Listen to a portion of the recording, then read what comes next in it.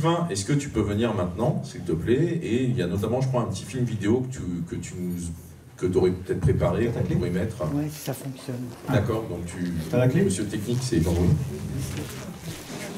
Donc, qui connaît le travail de Sylvain Matisse et notamment son premier ouvrage, ou en tout cas le premier tome ou les 2 tomes, consacrés aux Zoani? Qui parmi vous a lu son ouvrage? 1, 2, soyons généreux, 3, 4, qui dit mieux? À peine, d'accord. 5, si, super, merci, ouf, on a eu chaud. Donc, les Zoani, en fait, les Zoani, ce que je peux vous dire en introduction, c'est que c'est, de mon point de vue, que je vous le disais ce matin, moi je suis un nouveau dans les sujets, en fait, j'ai déboulé il y a 3 ans là-dedans, enfin j'ai déboulé, c'est le sujet qui est venu à moi, et du coup j'ai ouvert les yeux, j'ai ouvert les oreilles, j'ai sorti le stylo, j'ai regardé les documents, je me suis procuré des ouvrages, et je vois un peu qu'est-ce qui structure le domaine. Et jusqu'à présent, il y avait une seule personne en France qui avait travaillé sur les objets aquatiques, c'était Sylvain. Et Sylvain, depuis 2019, a sorti un second tome sur le sujet, donc ce qui fait qu'on a, en gros un travail de recensement quasi exhaustif, enfin très largement exhaustif, qui est fait à travers Sylvain. Donc merci beaucoup Sylvain par rapport à ça, sur tout ce qui est au ANI.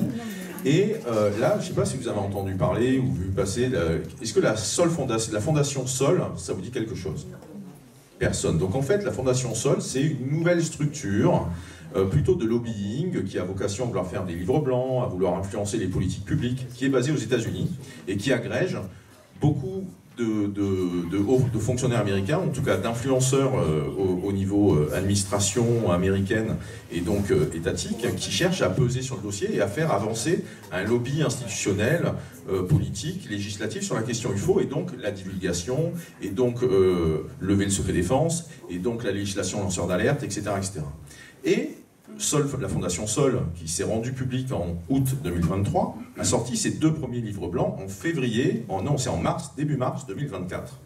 Et parmi les 2 premiers livres blancs, un des 2, c'était sur la question des Zoani, c'est-à-dire des objets aquatiques non identifiés. Donc c'est vraiment un sujet qui est en train de monter. C'est en train de monter, et là du coup, avoir Sylvain avec nous aujourd'hui, au-delà du fait que nous sommes sur une côte bretonne, eh bien c'est très très bien, parce que les Zoani, vous allez en entendre parler de plus en plus. C'est en tout cas mon analyse en termes de tendance, et voilà. Et donc merci beaucoup Sylvain d'être parmi nous, et merci Jean-Louis et Lumière dans la nuit de t'avoir invité.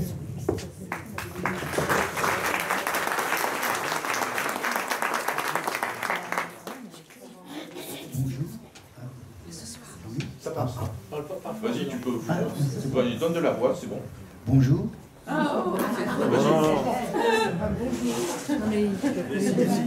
Bon, on va monter le son. Vas-y. Bonjour. Voilà. Bonjour Sylvain. Merci d'être venu. Je remercie les organisateurs parce que c'est un travail monumental à leur niveau. Donc Jean-Louis, qui est un ami, à qui on partage au sein de MUFON France, mais aussi personnellement, et Janie Charot, qui était directrice de MUFON France, qui a laissé le flambeau à Jean-François, qui s'est exprimé tout à l'heure. Donc je remercie toutes les personnes, et surtout les témoins. Pas de témoignage, pas d'ufologie. Point barre. On est d'accord? S'il n'y a pas de matière, il n'y a pas de produit. Moi je travaille dans le nucléaire, on fabrique de l'acier. S'il n'y a pas d'acier, il n'y a pas de centrale. C'est aussi simple que cela. Moi je suis très factuel et direct. On ne va pas parler que des codes. Les codes, on les laisse aux militaires. Ou ces institutions, ou autres gens du pouvoir. Je remercie aussi Maxence, qui fait un énorme travail avec sa revue, et tous les gens qui sont impliqués par honnêteté intellectuelle sur le sujet. On n'est pas là pour fantasmer et raconter des licornes. On n'est pas là pour dire que les témoins, ce sont des abrutis, des aliénés ou des farceurs. Il peut y en avoir, hein, la nature humaine est comme cela, mais dans la majorité des cas, les ovnis sont une réalité. Il y a juste un chiffre avec Emma qu'on avait récupéré lorsqu'on a commencé là-dedans. Emma, c'est le blog Area 51. Et on était tombé sur un article très très sérieux, hein, qui émanait des États-Unis. Entre 1947 et 2010, 157 millions de témoins recensés par l'ONU. Je ne pense pas qu'il y a 157 millions d'abrutis ou de farceurs. Il n'y a pas 157 millions non plus de choses qu'on pourrait peut-être qualifier de nature exogène, qui est un débat. Ok, hein. Les témoins voient des choses, et après, bon, ils interprètent. Et nous, les enquêteurs, par rapport aux informations qui nous sont fournies, on va aussi interpréter. Alors après, il y a une marge d'erreur. Hein, voilà, on n'a pas la science infuse. Voilà. Donc on promet un travail, mais pas un résultat. S'il y a un résultat, il va être connu. Hein. La Lune, confusion avec la Lune, un drone, engin pyrotechnique, lampe thaïlandaise, ce que vous voulez. Si c'est pas connu, on va être au même niveau que le témoin. Sauf que nous, on aura fourni un travail derrière. Jean-François a expliqué un petit peu la méthodologie, je ne vais pas revenir dessus. Alors, les OANI, les Américains appellent ça les engins transmédiums. Alors, transmédium, c'est quoi? Ce sont des phénomènes qui sont capables de se mouvoir dans n'importe quel environnement terrestre, voire interplanétaire. L'eau, aucun problème. Au-dessus de l'eau, aucun problème. Dans l'eau, pas de problème. Dans l'air, pas plus. Ça navigue dedans. Ça plonge et ça navigue. Je dis bien ça plonge, pour les sceptiques, pas ça tombe. Ça, c'est tombé. Il n'y a aucun contrôle. Plonger, il y a un contrôle. Ça veut dire que derrière, ça navigue. Et des fois, ça sort de l'eau et ça se joue dans l'environnement liquide. Et même quand celui-ci est solidifié, en état de glace, comme c'est le cas en Scandinavie, en Finlande notamment, en Norvège, et il y a même eu un cas en Russie, le lac de Korb. Je l'ai mis dans le premier livre, avec l'autorisation de Boris Churinov, qui était un ufologue russe, et dont il y a une grande parcelle d'un lac, le lac Baïkal, qui a disparu alors que le lac était gelé. Où est passée la glace? Il y a un trou, mais la glace, elle est où? Elle n'a pas pu fondre en une nuit, c'est seulement impossible. Et des recueils, des scientifiques de Saint-Pétersbourg étaient venus, ils avaient fait des recueils, d'échantillons, et ils n'avaient pas mis ça dans des glacières, et ça a fondu dans l'avion. Mais la structure qui était dedans, il y avait une espèce de fluide coloré, a disparu avec. Fin de l'histoire, on ne saura jamais ce qui s'est passé. Bon, voilà, ça c'est l'un des témoignages. Et alors ce qui m'amène ici, c'est surtout ce qui va intéresser beaucoup de monde locaux. C'est une histoire qui a eu lieu en hiver 1974 avec le porte-avions Foch. Donc le porte-avions Foch était en baie de Douarnenez et il y a deux gendarmes qui font à 8h20 du matin une ronde près du littoral et ils constatent qu'au-dessus du porte-avions il y a une activité qui n'est pas ordinaire. Donc ils voient une masse sombre au-dessus du bateau qui ressemble à un cigare et quelques minutes en sustentation et le plus étrange ne fait que commencer. Il y a des objets en forme de losange, brillants, qui sortent de l'élément marin, qu'ils vont dans cette espèce de cigare. À ce moment-là, le cigare se transforme, donc on a une espèce d'objet métamorphe, il devient un disque. Il prend de la vitesse, ciao. Voilà les renseignements que nous avons à notre niveau. C'est un dossier qui, à l'heure actuelle, est encore classé secret défense. Donc, il y a des choses que je ne suis pas autorisé à dévoiler. Je ne dévoile que ce qui a été mis dans les livres 2, donné par l'enquêteur source, parce que ce n'est pas moi l'enquêteur source. Je peux parler, parce que ce cas m'a intéressé, il m'a donné autorisation. Thierry, qui fait partie de Vigie 29, je crois, repas ufologique brestois. C'est Thierry qui a enquêté et qui enquête encore à ce jour. Ce dossier, à l'heure actuelle, est encore classé secret défense et il y a un petit coup de... Il y a un petit bémol, c'est qu'apparemment ce ne serait pas le porte-avions Foch, ce serait le Clem. Le Clémenceau. Alors, est-ce que le Foch était concerné, puis le Clem? Les deux porte-avions, finalement, c'était les deux porte-avions que la France avait à cette époque. On avait, il faut le dire, le premier sous-marin nucléaire, le Redoutable. Hein, d'accord? Et ce dossier est suivi apparemment par la 3F. Luc Dini, dans son livre, ici, parle très très brièvement de cette histoire, et il ne parle pas du Foch, il parle du Clémenceau. Alors à partir de là, alors eux ont...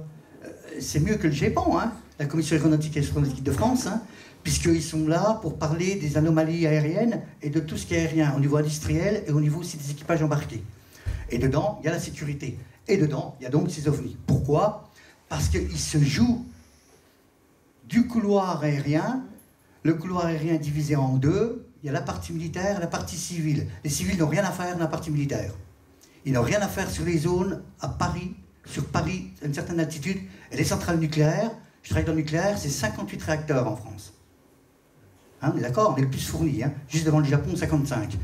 Donc, le survol dans un certain rayon, une certaine altitude d'une centrale nucléaire ou d'un site sensible, interdit. Donc, qu'est-ce que fait l'armée? Lorsqu'ils sont en état de guerre, ils font des frappes préventives, ils font des renseignements, ils bombardent. En état de paix, c'est la police du ciel.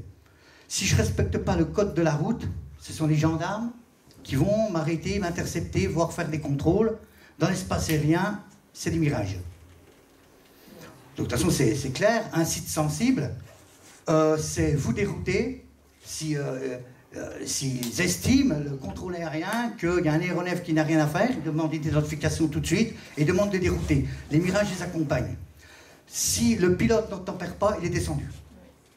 Il n'y a pas à tergiverser, on est sur des sites sensibles, on ne discute pas.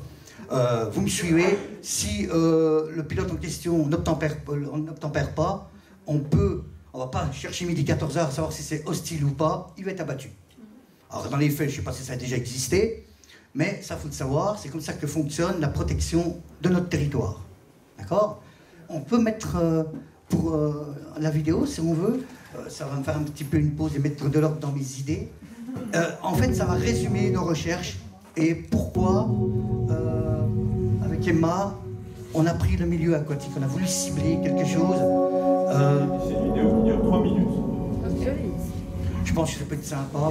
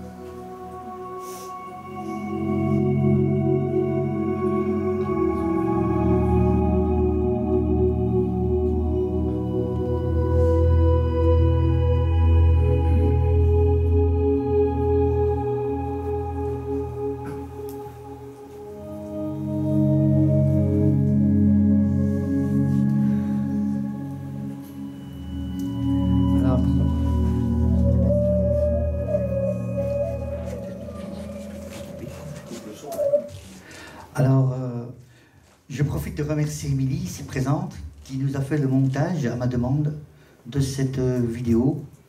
Bon, voilà, qui résume en gros nos travaux. Alors, OANI, les Américains, les Français, les ufologues, à tort. À tort. Je vais me faire peut-être pas des amis, mais moi j'aime bien... quand on est dans l'inconnu, le O, ils disent objet aquatique non identifié. Quand on entend un son, c'est un objet? Ah ouais, on ne sait pas. Qui a vu quoi? C'est l'oreille d'or dans un sous-marin ou un hydrophone sous-marin du NORAD, par exemple, du NOE, par exemple, qui perçoivent des sons non identifiés. Ça peut être un glissement géologique lors d'un séisme. Hein, les plaques tectoniques peuvent, en milieu sous-marin, c'est ce qui déclenche à terme, peut déclencher à terme des tsunamis. Ça peut être la fonte d'un glacier. Et je peux vous dire que sur des centaines, voire des milliers de kilomètres, ça peut s'entendre par écho. Hein, les causes et effets. Vous avez une vibration. Le truc s'effondre, crée une vibration qui va faire s'effondrer un autre morceau, un bout de caillou, je sais pas quoi, qui lui aussi va émettre un son, etc. Et ce cirque-là, ça peut durer sur 1000 km. Au niveau biologique, la baleine à bosse communique de cette façon.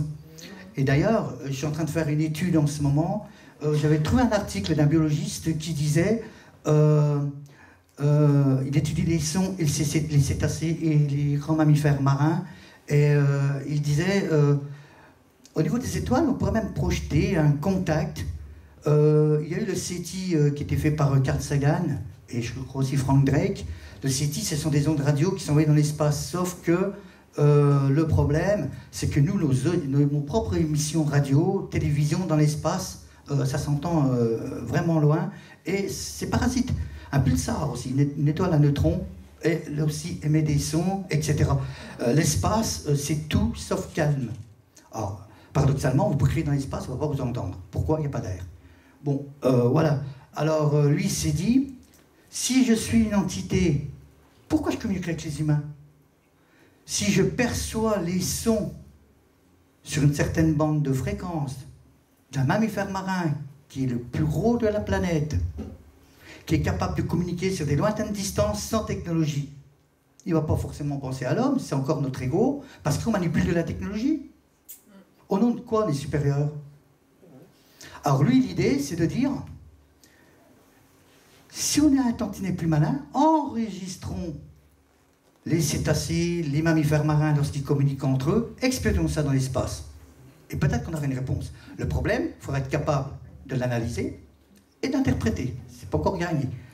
Donc ça m'intéresse, ces études-là, parce que c'est encore un champ d'ouverture. Voilà, il faut prendre le concret, et puis après, bon, effectivement, il y a l'hypothétique, mais l'hypothétique permet de faire avancer, à condition que l'on éprouve. Si on prend Higgs, l'Irlandais, avec la particule, elle n'existait pas, c'était que des calculs mathématiques validés au CERN. C'est un fait maintenant. Il faut rappeler aux gens qu'une hypothèse ou une théorie, c'est fait en point d'interrogation. C'est une probabilité, disent les scientifiques. Si je me trompe, c'est poubelle. On n'en parle plus, on part sur une autre piste. Si maintenant c'est révélé, on est sur un fait. Moi, je fonctionne toujours comme ça dans mes études. Alors, revenons à cette histoire sous-marine. On a plein d'idées venues de Russie, des îles de Santa Catalina. Je suis en contact avec l'américain Preston Dennett, qui a écrit un livre que j'ai préfacé pour la Formule française. Il va préfacer normalement mon 3e livre en cours. On va essayer de parler de factuel. Analysons un petit peu les vitesses. Un sous-marin descend sur la surface de l'eau à une vitesse de 75 pieds par minute. En moyenne, les sous-marins à propulsion diesel électrique peuvent se déplacer à 20 nœuds, c'est-à-dire environ 37 km/h, et 2 fois moins vite en surface. Lors de la Seconde Guerre mondiale, 2 groupes de batteries de 126 cellules ont permis aux sous-marins américains de la flotte Balao, sous notre code OTAN SS-285, d'atteindre une vitesse de pointe en plongée de 8,75 nœuds, ce qui fait 16,2 km/h, en maintenant sa vitesse à 2 nœuds, vitesse on va dire de croisière, qui est de 4 km/h, et pouvait rester immergé pendant 48 heures. Deuxième Guerre mondiale. À ce jour, la vitesse maximale enregistrée par les puissances navales des sous-marins ne dépasse pas 130 km/h. On a des cas enregistrés à 230 nœuds. C'est-à-dire, on est quasiment à 300 km/h. Alors, moi j'ai une question, à l'heure actuelle, qui diffère un petit peu. Moi, je ne m'engloue pas dans l'extraterrestre, interdimensionnel, voyageur du temps, tout est possible, on est d'accord, mais tout peut ne pas l'être aussi. Moi, je dis simplement une chose, cette question qu'on devrait dire, on a affaire à qui ou à quoi? On développe actuellement IA, intelligence artificielle, elle est couplée au drone actuellement. La DARPA travaille pour armer les drones. Et vous savez pourquoi? Pour le SWAT, la police américaine. Ils disent qu'un être humain peut hésiter lorsqu'une personne est prise en otage avec un flingue. L'ordinateur, lui, enfin l'intelligence artificielle ne va pas se tromper. On va lui mettre un angle de tir qu'elle pourra faire, parce qu'elle pourra le faire avec précision, elle va rectifier le problème. Le seul truc qui va lui manquer, c'est l'émotion. Une machine n'aura jamais d'émotion. Moi, je me dis que ces choses qui se jouent de nos environnements, est-ce que c'est pas artificiel? Est-ce que quelque part, notre intelligence artificielle, couplée à la robotique, ne va pas errer dans l'espace et le temps? On n'existera peut-être même plus. Et ces trucs-là vont s'auto-améliorer tout seuls. Pourquoi? Ils vont calculer plus vite, ils vont repérer des métaux, des ressources, et ils vont pouvoir s'auto-fabriquer en fabriquant leurs propres robots. Et moi, je te fais une civilisation à part entière. Sauf qu'elle ne sera pas de nature biologique. Un conglomérat de câbles et d'alliages. C'est une hypothèse. On est d'accord. C'est pas un fait. Mais ces questions méritent d'être posées. Donc on peut partir dans plein de choses. Alors après, il y a des phénomènes. Parce que lorsque des gens vous disent c'est à l'intérieur d'un habitacle de voiture ou dans la maison, là, on peut se dire que ce n'est pas matériel. Peut-être même pas organique. Et il y a même certains témoignages où on ne sait pas trop où se situe. J'ai touché un vaisseau, on aurait dit que je touchais une matière vivante. Est-ce qu'on a affaire à des biomécas? Voilà. On peut aller loin, j'ai voulu étendre un petit peu des théories que je suis en train de creuser. Et vous savez, c'est le temps qui va révéler ce qui est, ce qui n'est pas. Hein? Giordano Bruno, il a eu droit au bûcher quand il a dit qu'on n'était pas au centre de l'univers.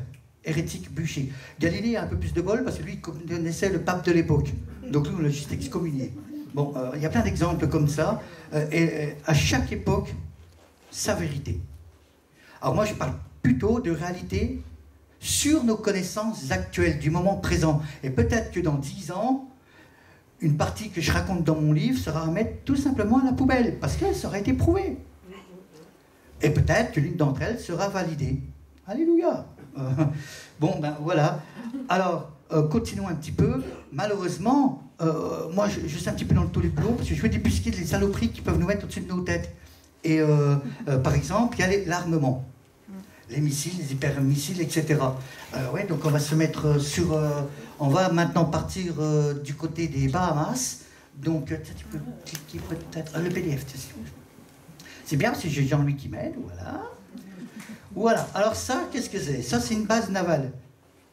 Savez-vous qu'elle est aussi vieille que sa petite sœur? Moi, je t'appelle la zone 51 des mers. La zone 51, située dans le Nevada, à la demande de la marine américaine, ATEC, pour... Alors, on met là. Atlantic Undersea Test and Evaluation Center, autrement dit, centre de test et d'évaluation en Atlantique. Elle est située aux Bahamas, donc on va mettre la carte, vers l'île d'Andros. Les Bahamas, dont une partie ont été achetées par les États-Unis, au passage, soit dit. Et vous savez pourquoi elle m'intéresse, cette zone-là, en plus? Elle fait partie d'une partie du triangle des Bermudes. Alors là, il y a eu un témoignage d'un disque. La personne avait cru que c'était une baleine au large, au loin, puis en s'approchant, c'est plus un animal, c'est une structure. Et le truc s'est mis à s'envoler. C'est une soucoupe volante. Alors moi, la question que j'aurais sur cette base, on va venir un peu plus tôt. Alors cette base, elle sert, j'ai fait quelques recherches, elle sert à valider les câbles sous-marins, les moyens de détection en surface et sous-marins. Elle sert à mesurer et à étalonner les sonars et les radars, et surtout à valider les personnels. Entre autres, les personnels qui vont avoir le commandement d'un navire ou d'un sous-marin. Donc l'US Navy a cette base pour, j'ai envie de dire, mettre en état opérationnel le matériel et l'homme. Alors il faut savoir, c'est appelé la langue de l'océan, ça peut descendre jusqu'à 2000 mètres. Donc là, on est en profondeur abyssale. Alors je vais un petit peu reprendre ma bannière, parce qu'on a vu dans ma bannière, j'ai mis certaines questions ufologiques nous orientent vers le cosmos, cependant, les solutions pour revenir des abysses. J'ai revu ma copie, puisque je pensais que bon, c'était dans des rangs de mer, mais on a constaté qu'il y avait des lacs, des choses à 5 mètres de profondeur seulement, donc là c'est pas abyssal. Alors maintenant je rectifierais plutôt, bon la bannière elle est faite, hein, c'est comme ça, je dirais plutôt des fonds marins. Bon, c'est un peu moins précis, mais parce qu'on a des choses un peu partout. L'affaire du lac de Penne en Belgique, par exemple, deux triangles qui survolent, il lance un truc comme une sonde, comme un harpon, ça remonte dans le premier triangle, et les deux s'envolent et continuent vers la frontière allemande. Parce que le lac de Penne, le barrage de la Gilette, est à la frontière franco-belge. Bon, c'est un autre exemple que je vous donne. Donc, cette zone OTEC, pour moi, c'est un point chaud. Et j'ai fait une petite mesure avec le golfe du Mexique, on est à quelques 3000 et quelques kilomètres. C'est sûr que si je vais en Zodiac, je vais mettre une plombe. Mais voilà, si je vais en vitesse hypersonique, c'est-à-dire Mach 30, hein, à partir de Mach 20, Mach 30, on monte dans les Mach. Je suis dans le quart d'heure.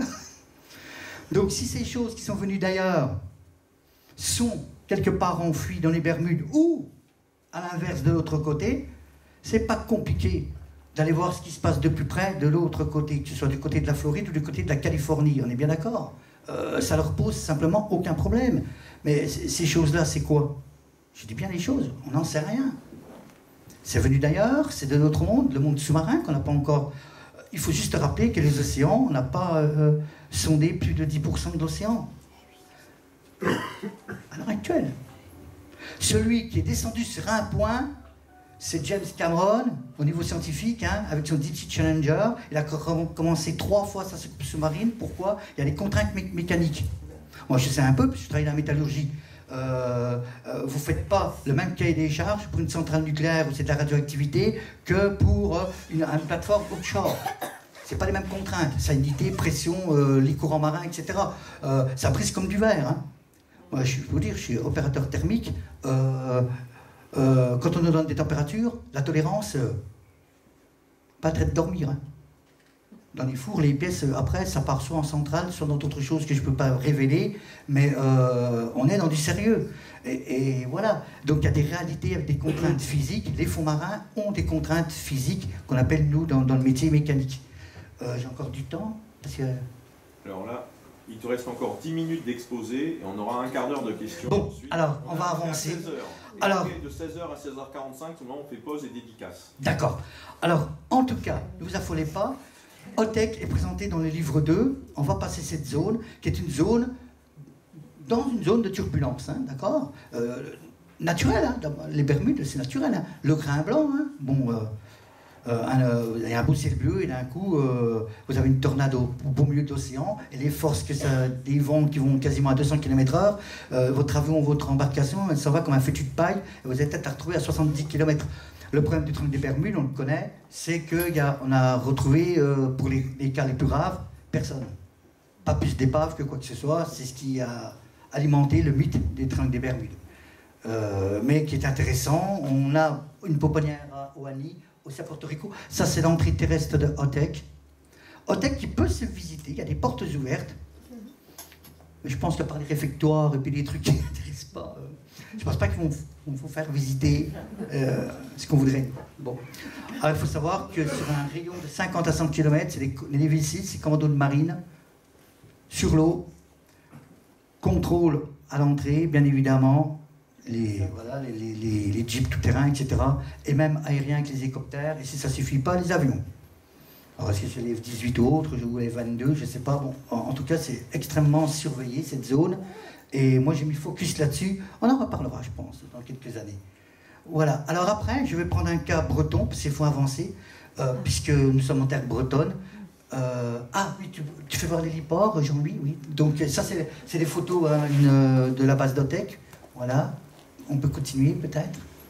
C'est ça? Ouais, moi c'est tout, parce que là, on va arrêter sur OTEC. Ouais, c'était juste un pense-bête pour moi. J'avais fait un article pour revenir Sciences et Histoire concernant cette zone. Ceux qui ont le magazine retrouveront. Alors, je voulais parler aussi du cas de Solène. Alors, Solène, elle est bretonne, elle est du côté, on va dire, entre Brest et Quimper. Non, je pense que là, je ne vais plus avoir besoin. Elle a fait deux témoignages, qui étaient traités dans le CMS, le Class Management System de MUFON, autrement dit notre base de données. Et c'est moi qui ai eu l'opportunité, et Solène, j'aurais voulu qu'elle présente son cas ici, comme j'aurais voulu que ce soit Thierry qui vienne lui-même pour le porte-avions. Je préfère que ce soit la source. Bon, les gens ne peuvent pas toujours se déplacer. Hein. Elle est dans le Finistère, le Atlantique, ça fait un certain nombre de kilomètres, elle dit je ne peux pas. Je sais par contre, est-ce que tu m'autorises à parler de ton cas? Tu restes anonyme, je vais juste mettre par convention un prénom, et puis voilà. Elle dit ok. Donc Solène était sur la route en revenant de Brest, je crois qu'elle est sur Quimper de mémoire, et elle voit une route, sur la route sinueuse, elle voit que ça semble ralentir, un feu rouge. Et puis après le virage, un deuxième. Oh, elle s'est dit, bon, c'est curieux, mais elle roulait à environ 70 km/h. Et puis elle se rapproche, et à un moment donné, ça se trouve au-dessus d'elle, au lieu d'avoir 2 lumières rouges, il y en a 3. Et elle ralentit donc sa vitesse, elle descend ses rapports, impressionnée, qu'est-ce que c'est? Et en fin de compte, ça cache les étoiles, donc, parce que la nuit, c'était en début de nuit, et donc ça cachait les étoiles. Alors elle dit, les lumières étaient en forme de triangle, comme un triangle isocèle, rouge, rouge et rouge là-bas, et ça volait à basse altitude. Si ma voiture était décapotable et que j'étais debout sur mes sièges, j'aurais pu toucher le truc. C'était impressionnant. Mais elle dit après, le problème, c'est comme la rue était sinueuse, et le truc a dû partir. Elle dit, il est parti pour moi en direction de la mer, mais ça ne veut pas dire qu'il était dans l'eau, puisque à la distance où elle était, elle ne pouvait pas savoir si après elle allait plonger ou pas dans l'océan. Ça, elle ne le certifie pas. Hein. Elle dit juste, ça allait en direction de la mer, donc ce n'est pas impossible. Ça allait dans la mer, ou ça en venait, je ne sais pas. Mais j'ai dit, c'est un cas qui est intéressant parce que la trajectoire laisse à penser que serait survolé au moins, à défaut d'y plonger, l'élément marin. Donc j'ai dit, bon, ça c'est intéressant, je vais en parler ici, puisque les gens, quand je suis en Bourgogne, ah, t'as des cas chez nous? Parce qu'on voit toujours sur les États-Unis, bah, vas-y, la OPEC, c'est la fête, la Belgique, oui, puis nous, notre région, il n'y a rien. Donc je pense que ça peut faire plaisir à vous, les gens, d'avoir ce genre de témoignage. Il y en a un autre que LDLN va traiter à Saint-Malo, vers les remparts. Il y a aussi un disque qui aurait été aperçu. Et là, il faut que Jean-Louis ait le temps de voir le témoin, de l'auditionner, puis de faire une enquête en bonne et due forme. Je pense ça pourrait être intéressant, d'après ce que j'ai lu.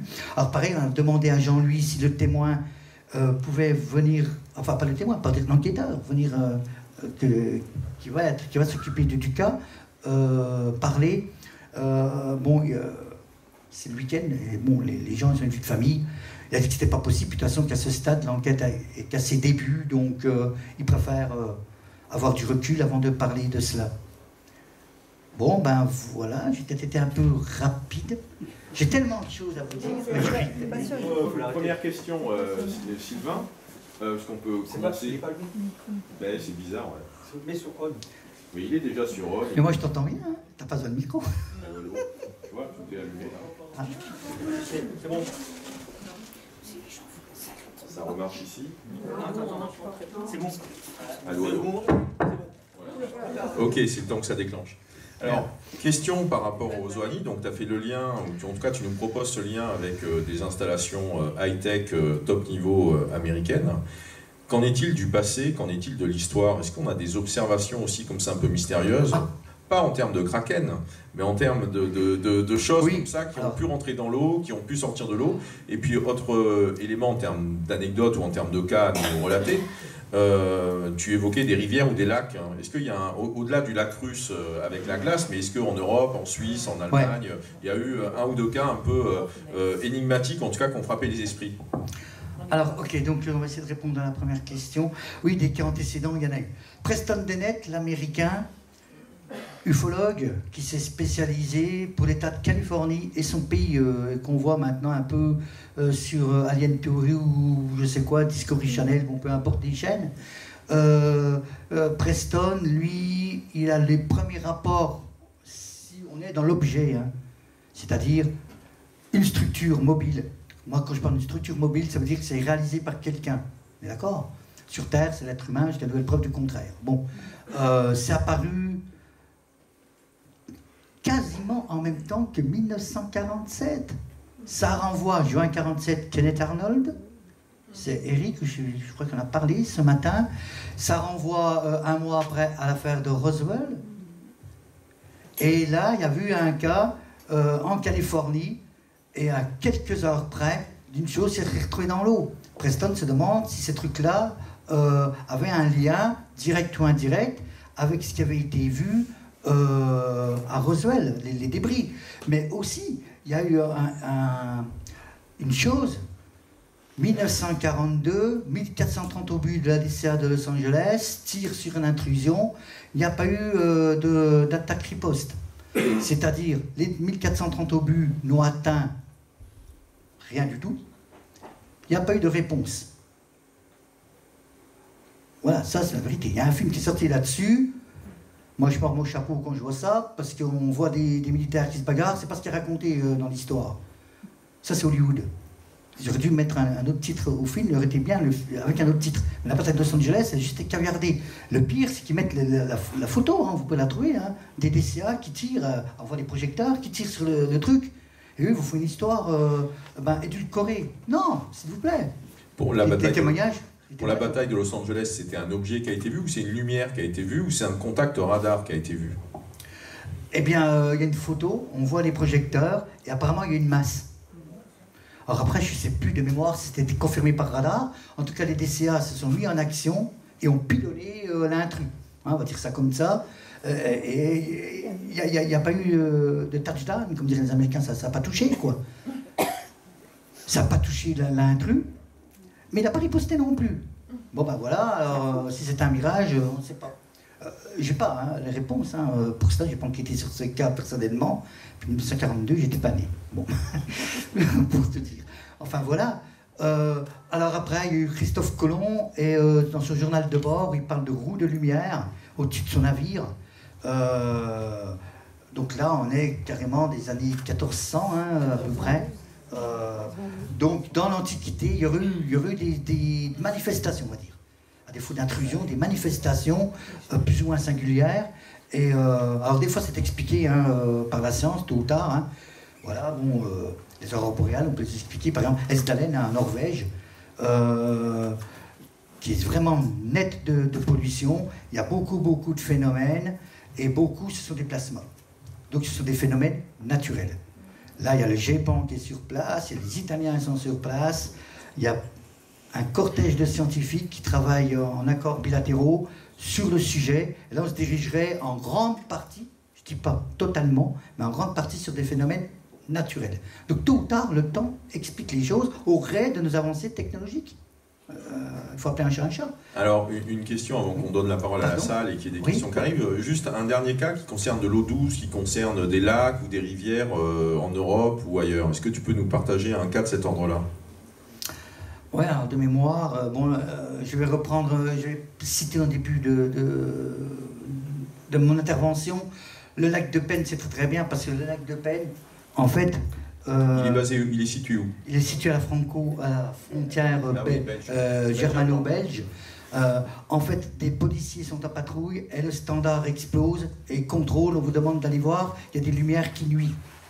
On a des plaintes, vous êtes la patrouille la plus proche, donc les gars ils y vont, ils sont en binôme, et puis ils suivent le triangle, et là, ils ont su après que c'était un triangle. Et cette histoire, elle est assez rare pour la signaler. Le cirque a duré 20 minutes. Lorsqu'on a un témoignage de phénomène ou d'ovni, on est dans le ratio entre 30 secondes et 5 minutes. Généralement, c'est 1 ou 2 minutes en moyenne. Jean-Louis ou d'autres peuvent me contredire. Généralement, c'est assez furtif. Ça paraît longtemps pour les gens, mais pas assez longtemps pour avoir beaucoup de détails, mais longtemps dans le sens qu'ils ont eu les sens de capter qu'il y avait quelque chose qui se passait. Là, cette histoire a duré une vingtaine de minutes. C'est-à-dire, ils ont suivi avec leur voiture, les policiers, ces 3 lumières. pensais que ça pouvait être un aéronef, ok. Ça n'allait pas très vite, donc en voiture, je sais pas, peut-être 80 km/h. Donc ça n'a rien à voir avec les vitesses supersoniques ou hypersoniques qu'on a beaucoup dans nos histoires d'OVNI. Ils suivent la chose, et puis ils arrivent au barrage de la Gillette, et le truc est en sustentation. Qu'est-ce qu'ils font? Ils ont la place pour se garer, ils se garent. Ils sortent du véhicule, ils s'approchent sur le terrain qui est un peu en herbe, et puis ils voient les lumières au-dessus du lac, et là il y a une boule rouge qui est larguée, qui descend comme ça. À partir de ce moment-là, il y a 3 autres faisceaux lumineux qui arrivent, et qui se met à peu près à cette distance, comme ça, et qui éclaire. Et c'est comme ça qu'ils ont vu que c'était un triangle, en fait. Parce qu'au départ, ils ont vu 3 lumières, mais comme l'autre est arrivé au-dessus, il a éclairé. L'éclairage était fort, c'est éclairé, ils ont vu que c'était une structure triangulaire. Et à ce moment-là, la boule rouge est remontée dans l'habitat, si on peut appeler ça comme ça, de l'intrus numéro 1. Les deux ont volé ensemble et ont disparu. La boule rouge a plongé dans le lac. La boule rouge, ok, elle était larguée dans le lac, comme si elle était tenue par un filin. Tu sais, à la pêche, t'envoies ton truc un peu comme ça, dans l'idée. Donc la boule, elle a fait quoi? Non, on n'en sait rien. Est-ce que c'est une étude écologique, de pollution, quoi que ce soit? On n'en sait rien du tout. On peut tout extrapoler. Est-ce qu'ils ont été récupérés, un truc qu'ils ont perdu avec un aimant? J'en sais rien. Le truc est plongé dans l'eau, et après, l'ensemble est remonté. La boule rouge est remontée dans le engin numéro 1, intrus numéro 1, et elle a commencé de partir, et l'autre qui était au-dessus est parti aussi. Alors est-ce qu'il était en éclaireur pour surveiller si tout se passe bien? En ufologie, vous avez une réponse, je vous rassurer tout de suite, c'est 10 questions. C'est tout le temps comme ça. Il en manque tout le temps un bout. Même si on a le tout du tout, rapport sonar, rapport radar, surveillance du ciel, puis les témoins, ouais, c'était multiple et plusieurs, donc le canular, on l'enlève. Lui, il a vu sur tel angle, ça a donné ça. Nous, nos instruments l'ont vu ça. L'autre, il était en vol, il a vu ça. On a beaucoup d'informations, la météo, tout ce que vous voulez. Mais il va manquer toujours quelque chose. Vous savez, Jacques Vallée, alors je vais terminer là-dessus, parce que je pense que c'est intéressant. Jacques Vallée, il dit, vous savez, les vrais ovnis, on considère qu'ils sont venus d'ailleurs, ou d'un autre monde, peu importe. Ça vole pas. Voler, je vous ai expliqué ce que c'est. Un oiseau, il prend de la pulsion sur ses pattes, il détend ses ailes, il fait un trajet, il se pose, c'était reproduit avec nos aéronefs, hélicoptères, avions, maintenant drones, etc. C'est l'idée. Ça, c'est voler. Maintenant, mince, c'est pas la lumière, j'ai voulu l'éteindre. Janie, vas-y, éteins, rallume. Ça, c'est pas voler. Parce qu'on a ça dans les témoignages. Ça, c'est s'introduire. Et là, c'est intéressant. Parce que ça veut dire, ils utilisent quoi? Si on considère, je dis bien si, je pèse les mots, hein, pas commencer de dire j'ai dit que c'était comme ça. Non, si on considère que c'est une nature exogène, que ce soit artificielle ou pas, peu importe, organique ou semi-organique, ce qu'on veut, hein, métaphysique, peu importe, ça veut dire, de toute façon, si c'est extraterrestre, ce sont des voyageurs du temps, je vous dire. Et vous savez pourquoi? Les télescopes, moi j'ai un télescope, c'est pas le James Webb, c'est dommage, j'ai pas les moyens. Hein, c'est un petit truc, un Skywatcher de voyage, un Maksutov et Cassegrain, il est capable d'aller jusqu'à magnitude 9, c'est-à-dire Neptune. D'accord? Moi, j'ai déjà observé Saturne et ses anneaux, Mars, la Lune, etc. J'ai le filtre lunaire pour ne pas en prendre plein la figure, parce que quand elle est en pleine nuit, je peux vous dire c'est comme une ampoule, il faut mettre le filtre lunaire, etc. Je remonte dans le temps. C'est le ciel tel que la lumière qui voyage à 300 000 km/s nous renvoie. On est bien d'accord, c'est pas le ciel actuel. C'est le paradoxe. Et d'ailleurs, c'est bien que là-dessus que potassent les scientifiques, avec le CERN notamment, qui cherche à recréer les conditions du Big Bang en accélérant les atomes, les particules, qui donnent d'autres particules et d'autres calculs, etc. C'est cela. Mais de l'infiniment grand à l'infiniment petit, je terminerai là-dessus, d'une manière ou d'une autre, tout est relié. Merci Sylvain.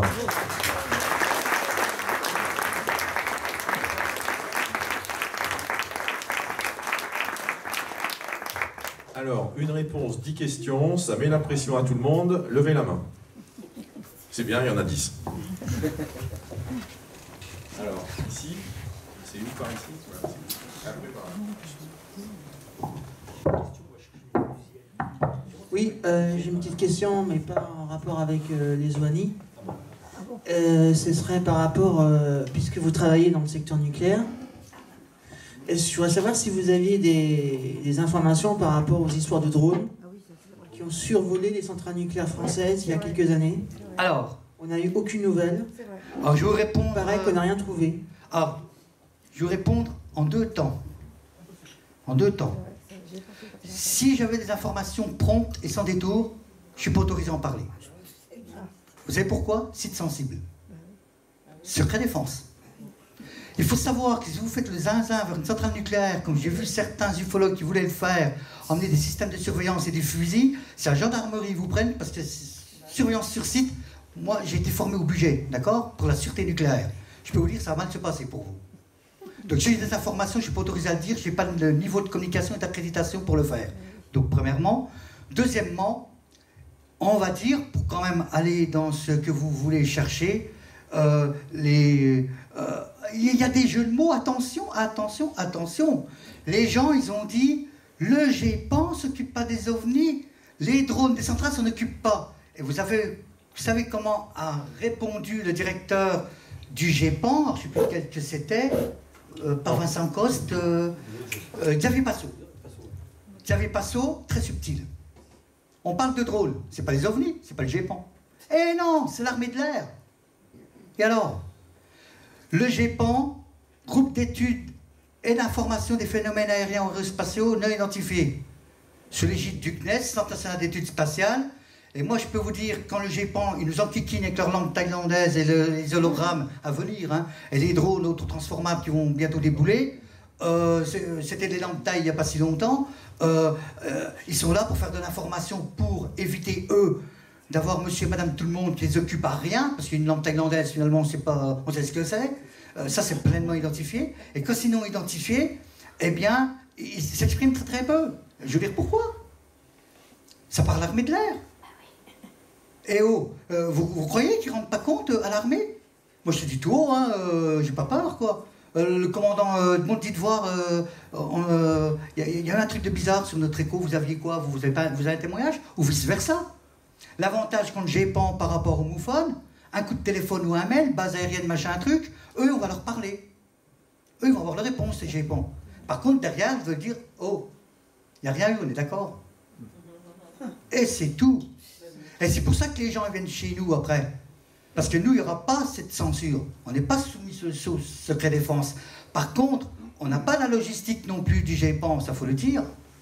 On fait ce que l'on peut avec nos logiciels, avec, il faut être clean hein, avec les gens, hein, avec les témoins. Hein. Il ne faut pas se faire passer pour ce qu'on n'est pas. Simplement, quand c'est des sites protégés. Je l'ai dit tout à l'heure, 58 réacteurs, c'est protégé. Le survol de Paris est protégé. À partir de ce moment-là, les infiltrations, on vous donnera ce que l'on a envie de vous donner. Et moi, si je veux balader les Russes ou les Chinois dans un seul truc, je peux même les envoyer dans une boîte de garage. En disant, c'est parce que c'est pas à nous. Sauf que c'est des essais qu'on a fait, puis nous, on voulait voir comment les protocoles étaient respectés sur site. Il faut le prendre en considération. On est enquêteur, on ne l'est pas. Moi, je fais toujours sur du factuel. J'étais agent de sécurité, donc je sais un petit peu des choses. Donc, pour le nucléaire, je suis désolé, travaillant pour la filière, en même temps, je ne suis pas ingénieur, donc les informations, je ne sais pas, je ne suis pas sur centrale. Nous, on est fabricants. Je ne peux pas trop aller sur ce terrain-là, parce que je ne suis pas autorisé à pratiquer certaines choses. Mais surtout, je suis au même niveau que vous. Je ne sais pratiquement rien par rapport à cela. C'est tout. C'est la vérité. Voilà donc pour votre réponse. Je pense qu'elle vous déçoit, mais c'est tout à fait cela. En termes de constat d'ignorance, rappelons qu'il y a eu une commission d'enquête ou une commission d'information parlementaire hein, sur les survols au-dessus des centrales, et où donc on a les débats, les auditions qui sont disponibles en ligne, que vous pouvez consulter. Hein, ça a été fait en 2015 ou 2017, je crois. 2017, je crois, j'imagine. Alors, disons que si je peux émettre un avis, je peux quand même émettre un avis.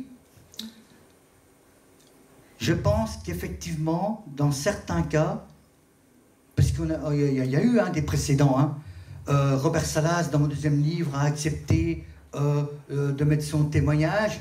Il était à Oscar Flight, qui était le centre de commandement des premiers missiles intercontinentaux au monde, en 1967 dans le Montana aux États-Unis.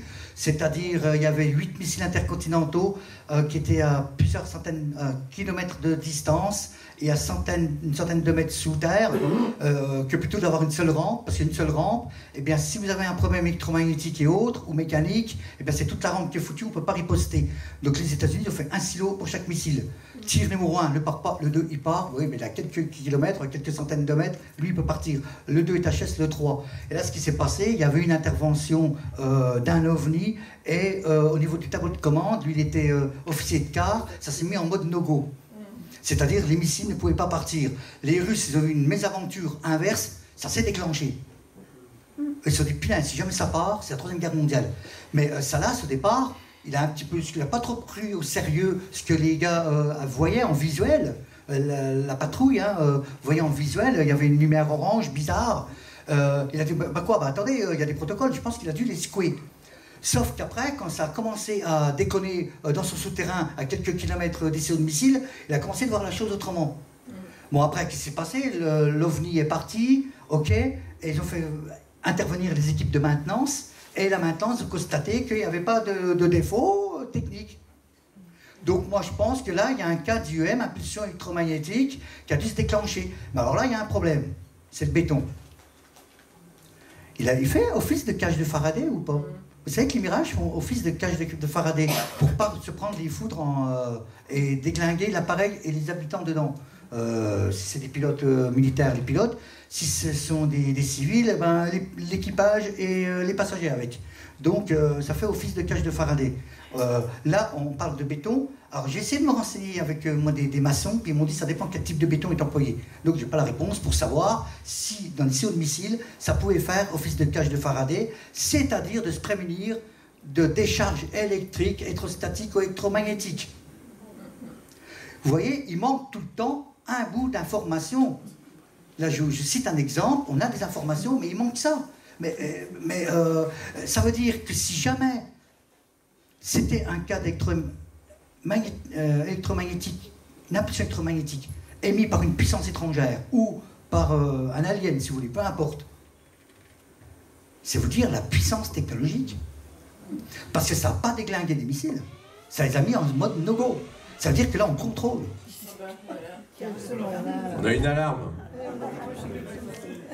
On a une alarme électromagnétique.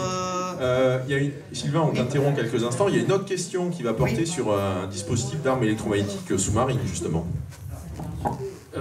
Bonjour Sylvain. Bonjour. Philippe Drape-Dussault. Je voulais vous poser une question sur... avez-vous connaissance déjà de l'existence de la torpille russe Shkval, qui va à 400 km/h, qui vont donc à peu près 4 fois la vitesse de nos torpilles, et qui peut-être peuvent aussi être confondus avec des OANI. Torpille Shkval qui en fait va plus vite parce qu'elle est dans une sorte d'enveloppe de bulle de gaz. Alors oui, c'est très bien cette question.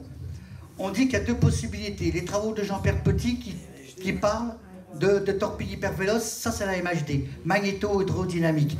Ça fonctionne à la meilleure altitude pour fonctionner, c'est entre le plafond aérien de la Station Spatiale Internationale qui est située à 447 km d'altitude, merci, et les avions de ligne. Pourquoi? L'air est présent mais raréfié. D'accord? Donc la MHD fonctionne très très bien là-dedans. Elle peut fonctionner éventuellement dans l'eau si l'eau elle est traitée d'eau salée en eau douce pour qu'elle soit conductrice. Bon, moi je ne suis pas ingénieur, je ne suis pas scientifique, mais on va se limiter à ça pour mon explication.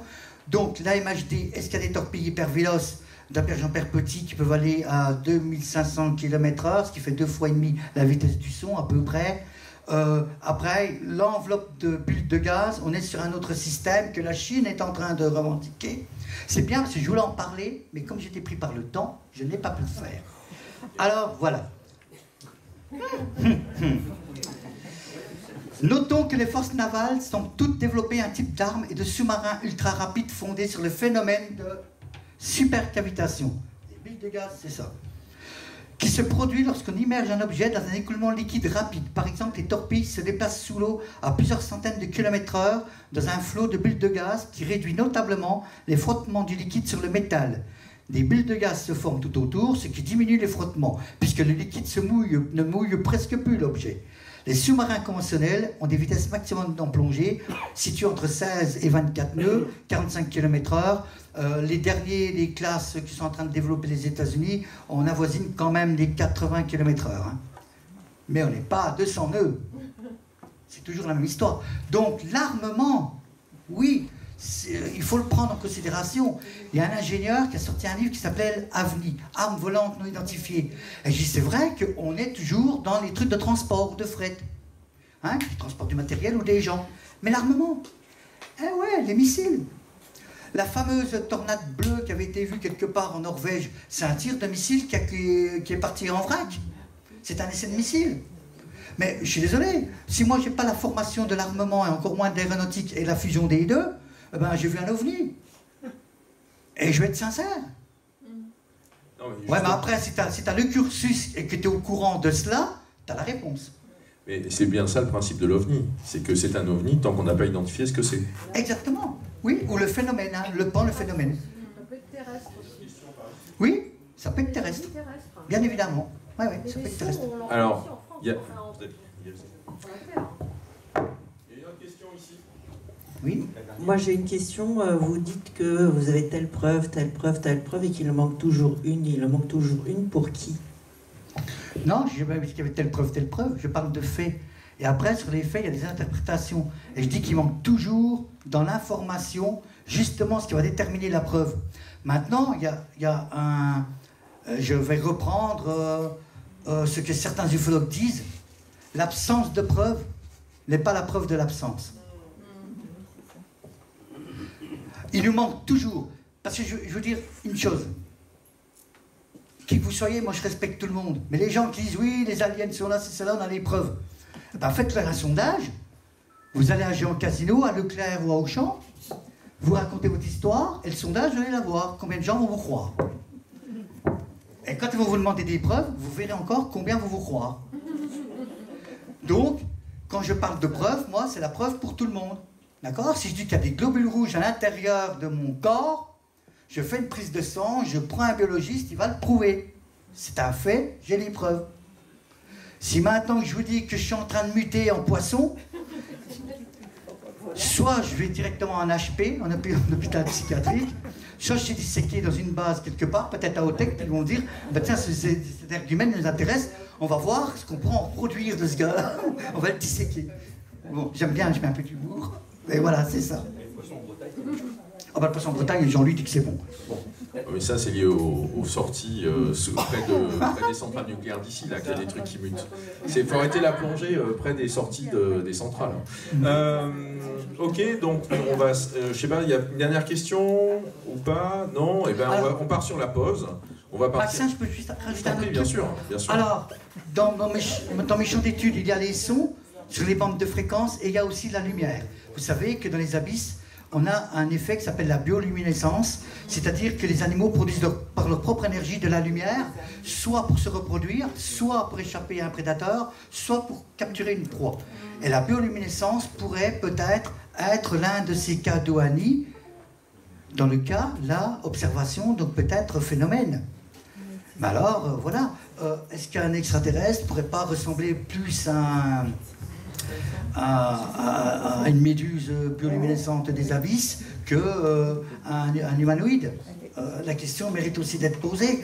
Vous savez que la pieuvre, elle m'impacte beaucoup parce qu'on dit qu'elle a 9 cerveaux. Et la capacité de la pieuvre à emmagasiner de l'information et à la stocker, elle est supérieure à l'être humain. Alors vous dites pourquoi elle n'est pas prédateur sur Terre? Je vais vous dire pourquoi. Elle ne transmet pas. La femelle, quand elle pond ses œufs, elle meurt. Il n'y a pas de transmission générationnelle. Ce ne sont pas des animaux sociables. Ils ne sont pas comme nous les humains. Voilà, vous êtes ici avec moi, on transmet. Il n'y a pas de transmission. Mais si jamais, quelque part, on ne sait pas ce que Dame Nature a pu faire, ce genre de spécimens pouvait vivre en société, je pense que là, ils sont largement supérieurs. Eh ben dis donc, nous voilà avertis. Merci Sylvain.